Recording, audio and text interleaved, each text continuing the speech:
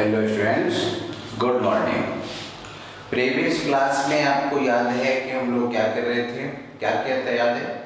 Ampere circular law का first application, जिसमें हम लोग मैग्नेटिक फील्ड फाइंड किए थे due to current carrying straight conductor और स्ट्रेट वायर। अब आज हम लोग दूसरा एप्लीकेशन करने जा रहे हैं, magnetic field due to very long circular cylinder carrying current, या कह सकते हैं due to current passing through a very long circular cylinder. ये जो टॉपिक है, इसी टॉपिक को न्यूमेरिकल के बेस पर आपको एग्जाम्पल नंबर 3.8 दिया हुआ है हमारे एनसीईआरटी की बुक में, तो यू मस्ट लर्न इट। और वेरी इंपॉर्टेंट क्वेश्चन, कई बार ये पूछा जा चुका है, बड़ी ध्यान से देखेंगे तो समझ में आएगा, अन्यथा दिक्कत आएगी। तो देखिए, ये हम लोग लॉन्ग सर्कुलर सिलेंडर लेते हैं। इस लॉन्ग सर्कुलर सिलेंडर के साथ ये इसका एक्सिस है, इस एक्सिस से आई करंट को हम पास करते हैं। देखिए, very close axis, I current pass करते हैं। जैसे ही हम आई करंट को पास करते हैं तो क्या होता है, मैग्नेटिक फील्ड प्रोड्यूस होता है।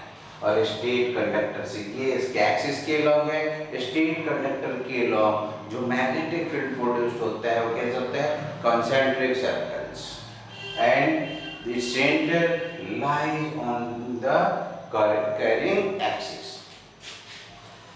तो यहाँ से डिफरेंट टाइप्स का हमारे पास करंट का फ्लो होगा। अब हम लोग इसमें एक तरह का सोचते हैं कि एक सर्कल लेते हैं, एक मैग्नेटिक लाइन बनाए, इसमें कोई भी एक पॉइंट ले लेते हैं। मान लीजिए कि ये सर्कुलर सिलेंडर है, यही बात थोड़ा सा लिखेंगे भी कि कंसीडर ए सर्कुलर, ये लॉन्ग डाल देते हैं, very long circular cylinder, circular cylinder with, देखिए, विद रेडियस मान लेते हैं ए है। इसकी रेडियस को हमने मान लिया कितना है, ए है, जो सर्कुलर सिलेंडर की रेडियस है। अब when current I flow through its axis, magnetic field is set up in the form of concentric circles,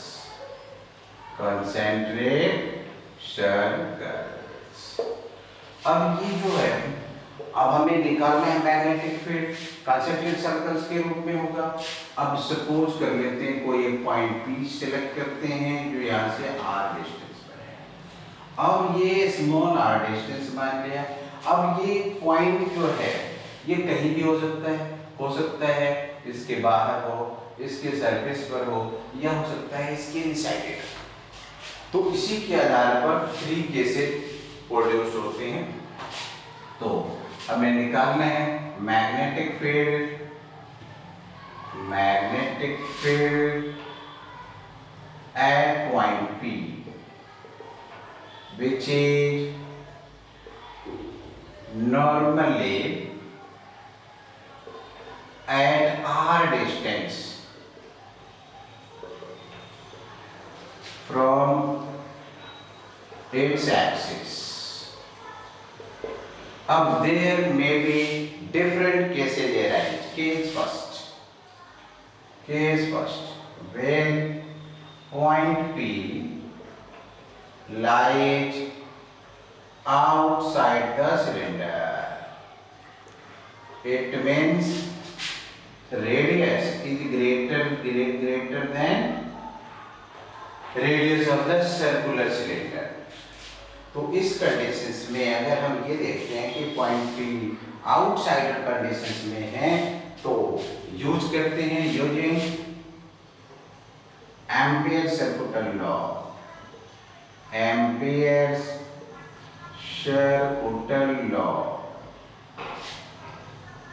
ये देखिए B dot D L mu naught into I, यही पढ़े हम लोग, ये हमें फाइंड करना है।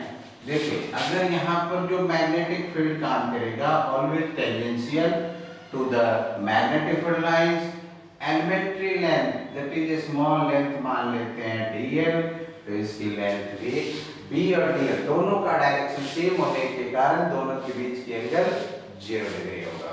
तो इसको हम लिख सकते हैं b dl cos 0 degree mu naught into i, magnetic field हमें निकालना है।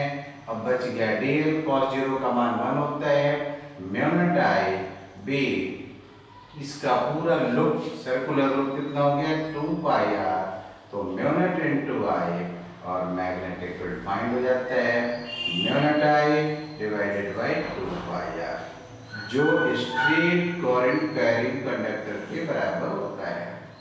ये घटना है मैग्नेटिक फील्ड का, तो magnetic field due to current carrying wire सब cylinder with the point P line outside. अब देखेंगे इनसाइड। देखिए हम लोग अब क्या देख रहे हैं केस 2 में कि अगर point P light inside the cylinder, when point P lie inside the cylinder, मतलब सिलेंडर के अंदर होगा, उस कंडीशंस में काम कैसे करेंगे। तो यहां भी दो केसेस आई है। केस फर्स्ट कि when the current passes only through the surface of the cylinder, surface of the cylinder, अगर सिलेंडर से पास करता है then inside I, that is electric current 0, using Ampere circuital law, BDL mu naught I, magnetic field dl cos 0 degree mu naught I की value है 0, तो magnetic field कितना हो गया 0। इसी का दूसरा केस है कि when the current, that is कौन सा current, electric current I is uniformly distributed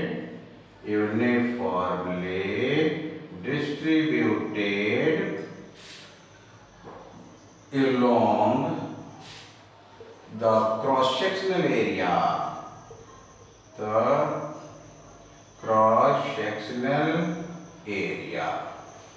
अब देखिए कोई भी पॉइंट हम ले लेते हैं, यहाँ पर अब ये पॉइंट P यहाँ आ जाता है और डिस्टेंस R ये हो जाएगा। तो यहाँ पर जो इलेक्ट्रिक करंट पास करता है उसकी वैल्यू निकालनी पड़ेगी कि किस तरह से यहाँ करंट की वैल्यू है। तो जैसा कि हम जानते हैं एरिया पर काम करेगा I करंट, और सिलेंडर कितना था, तो सिलेंडर का एरिया हो गया पाई a स्क्वायर, तो n एरिया पाई a स्क्वायर, flowing current is I current का फ्लो होता है। ठीक है, देखिए अब एरिया यूनिट एरिया पर निकाल रहे हैं, तो I divided by pi a square. अब हम जो हमारे पास सरफेस है, सरफेस एरिया कितना है पाई r स्क्वायर पर हमें निकालना है, तो ये हो गया I divided by pi a square multiply pi r square, pi से pi cancel, I r square divided by a square, जिसको हमने I डैश से मान लिया। अब करंट अब यूज करेंगे using ampere circular law, ampere circular law. क्या मिला है हमारे पास, BDL mu naught I, B को बाहर ले लेंगे, DL cos 0 degree mu naught यहाँ I डैश डैश करंट है, तो म्यू नॉट आई डैश, यहाँ से वैल्यू भी आप लिख सकते हैं, यह ले लेते हैं। देखिए dl लेंथ कितना हो गया 2 पाई। अब ये किसके लिए निकाल रहे हैं, r distance. Mu naught I dash की वैल्यू है I R square upon A square. यहाँ से देखिए एक आर से एक आर कैंसिल हो गया। अब मैग्नेटिक फील्ड निकल गया mu naught I are divided by A square. देखिए दो चीजें आपके पास निकल गई। अब इसी के आधार पर हम लोग ग्राफ भी ड्रॉ करते हैं। यहाँ magnetic field directly proportional to distance, first case में इनवर्सली प्रोपोर्शनल टू डिस्टेंस।